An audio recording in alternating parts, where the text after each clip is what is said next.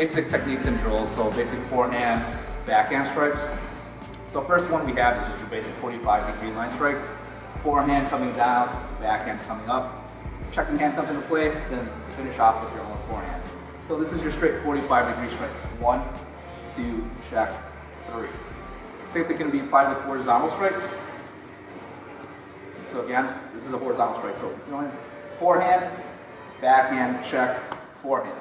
So when I start doing this with a partner, you go right lead to right lead, and you go forehand, backhand, check, forehand, check, forehand, backhand, check, forehand, backhand, check. All right, so the same thing, we go horizontal to horizontal. 1, 2, check, 1, 2, check, 1, 2, check. And again, I keep my stick at a 45-degree angle.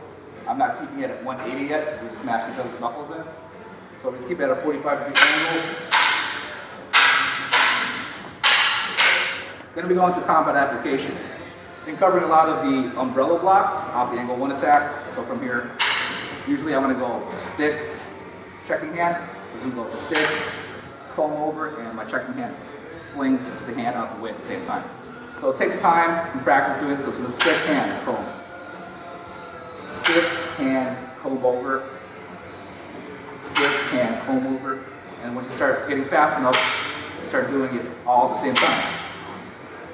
2, 3, 4, 5. Then we can go into the same thing of implementing the umbrella block with all the different strikes we've been practicing.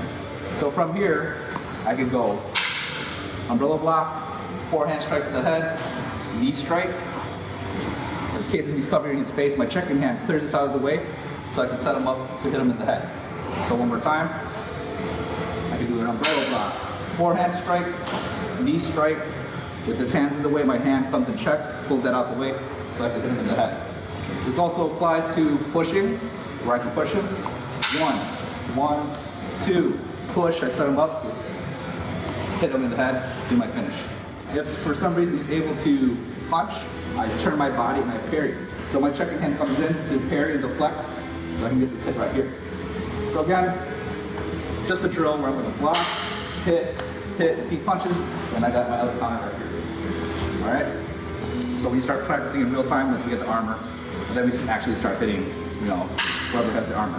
1, 2, 3. Okay? Same thing with the horizontal strikes. So from here, 1, 2, push. Finish with my horizontal strike. Again, double block. 1, 2, in case he's covering his face, take that hand. Clear the hand. Oh, horizontal strike, 1, 3. Umbrella. 1, 2, 3. So those same techniques, those same angles can be applied to the knife. Instead, I don't need to do wide swinging motions. Since this is a blade, I just have to do small slicing motions. So if we both are in heaven grip, and he feeds me pretty much the same way as a stick, like an angle 1. Basically, I'm gonna block inside. All right, inside block. And if he's not blocking here, I could do those same angles. So I got my neck shot, armpit shot, and neck shot because you have arteries in your neck and your armpit. So I got slice, 45-degree cuts, 1, 2, 3. Notice that I'm not letting go of his arm because I want to control, just in case he's trying to pull back. All right, I can still follow him. So again, one more time. Inside block, cut, cut, cut. 45-degree line strikes. Or I can go my horizontal strikes where I'm blocked. Neck, neck, neck. All right. So again, one more time, horizontal strikes, 1, 2, 3. So notice that I'm going for anything that has exposed skin.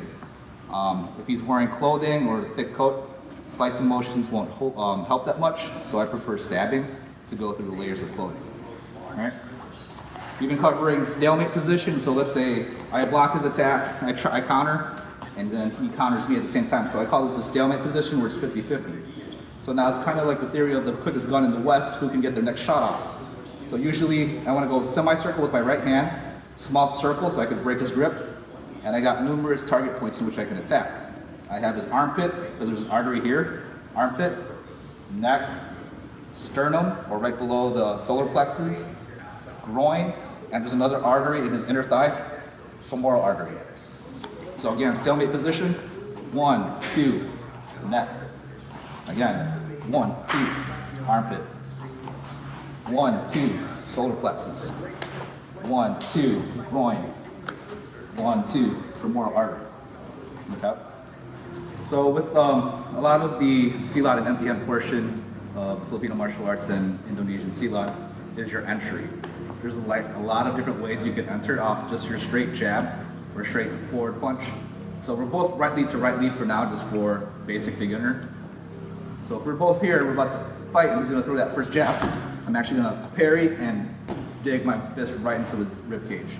So again, I'm parrying, slipping, and going straight for the rib cage. But I just don't want to hold that position. I just don't want to do this and do this. Just in case he has a high pain tolerance, I'm leaving this open for another counter. So as soon as I get this off, I'm back into my fighting stance in case he counters. All right? But ideally, I want to hit and back up. Okay? From that standpoint, you can keep it standing or you can grapple. So from here, 1, 2, 3, or if you're a grappler, hit, and then you got your single leg takedown. So from here, got your takedown. Okay? So you have a lot of options from that position. So depending which instructor you're learning from, there's different ways you can enter. You have a parry. I call this the arrow or the salute, the saludo. So again, it's a parry, and I'm stepping forward and driving the tip of my elbow into the rib cage. 1. So notice how your opponent jumps back because I'm digging my elbow right in his rib cage. Right? So this is just basics. All right? And then you also have the sandwiching elbow, in which I'm going to collapse. I'm going to bring my hand and my elbow in at the same time. So this is called sandwiching, which I would pair with my left, step in, strike the kidney with my elbow at the same time. So one more time. 1. All right. Slowly. 1. All right. So again, there's different ways you can enter off that parry, right lead. So whatever you can do with your right, you can do with your left, so on and so forth. Okay?